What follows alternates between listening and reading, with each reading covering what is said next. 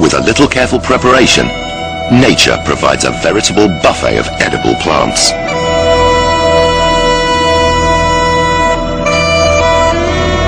But being on the run isn't a lifestyle choice, and frankly, you don't have the time.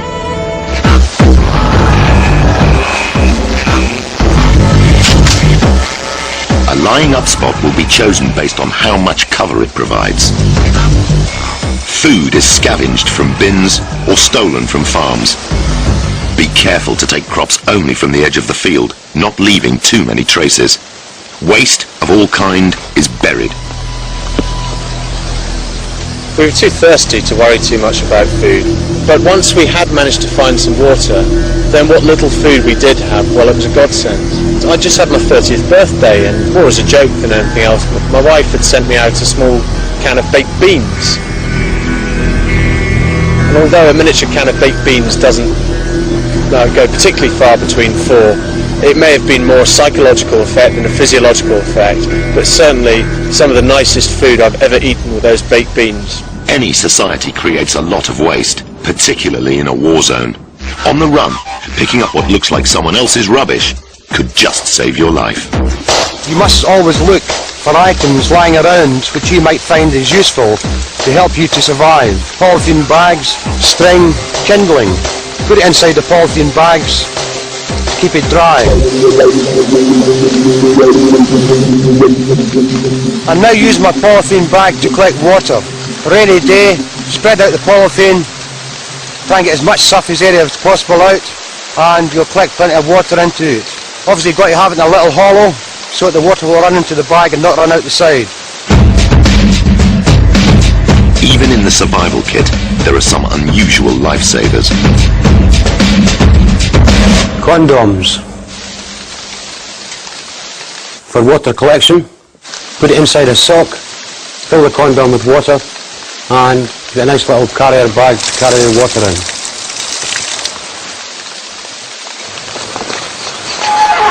Covering up until nightfall, Eddie can only expect a few hours sleep. Especially with the enemy hunter force breathing down his neck.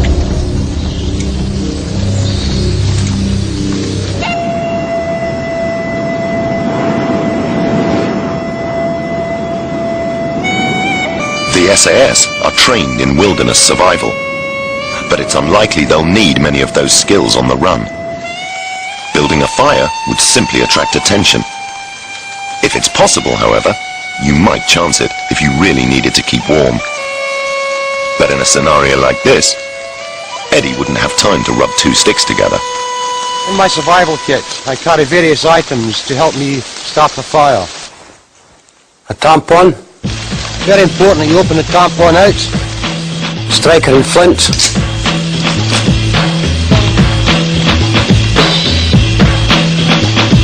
Some alcohol wipes. Can be used for cleaning wounds, but can also be used for lighting fires. Some glycerin, which you mix with potassium permanganate. Potassium permanganate can also be used to sterilise your water. It tastes pretty bad, but keeps you alive.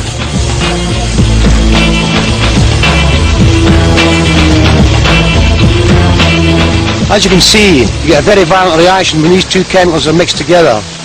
This should be used only in a survival situation and at no other time.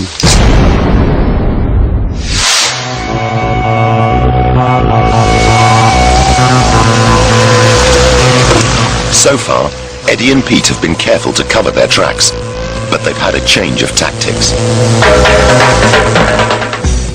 We have discovered that we've been followed by a professional tracking unit of 5 or 6 men. What I'm going to do now is lay a trap to lure them into an ambush.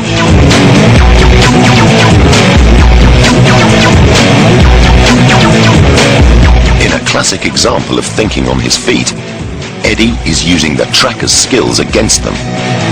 He's leaving clues and objects that he knows will get their attention, like a magazine from his gun. Then he doubles back on himself, looping the track so they're looking back on the position where he left the magazine. This will bring the enemy into our killing zone. Right to plan. The enemy hunter force have picked up Eddie's trail. He's taking a gamble that they'll concentrate on the track ahead and not see Eddie and Pete in the thin cover. If the enemy spot them first, they're dead meat.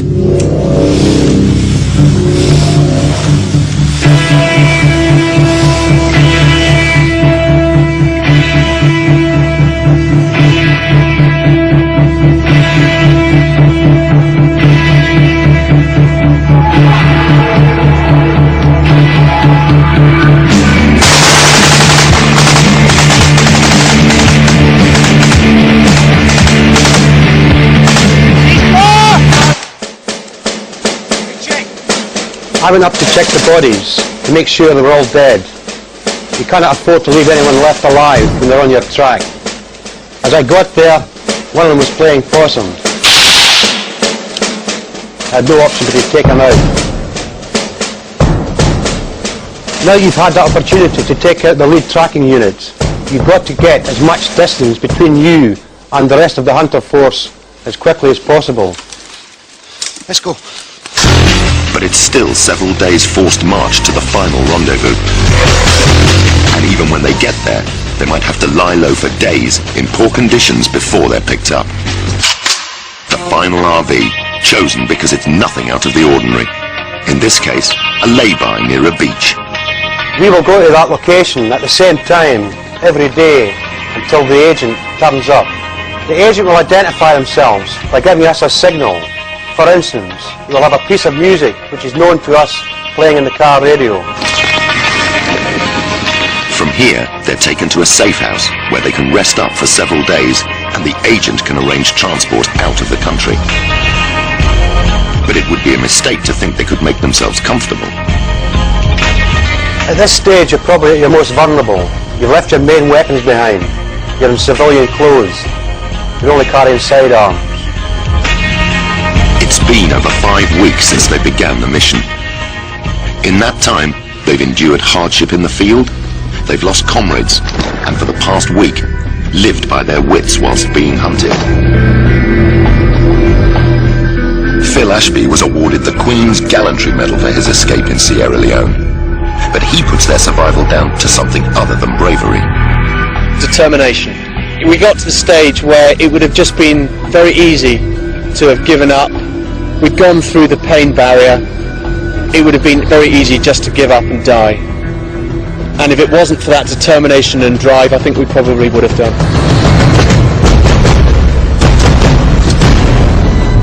Everybody's got an inbuilt survival mode built into their body, you know, and there's some got a stronger one than others.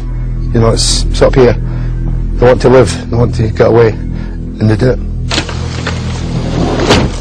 The training is a great asset, but the best thing you've got is what's between your ears. If you don't use that, then you end up captured or dead.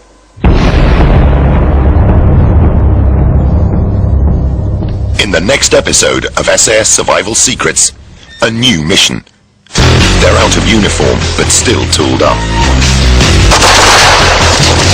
The team have been tasked with bodyguarding a British minister on a state visit. We'll take you through the drills, the language, and the hardware of a close protection unit, on foot and in vehicles. When they have to hand over security to local law enforcement, and the minister is kidnapped, they return in full-on counter-terrorist mode. Speed, aggression, surprise, and firepower make for a successful rescue. Bodyguarding, counter-terrorism, and how to survive as a hostage. The next mission for the team on SAS Survival Secrets.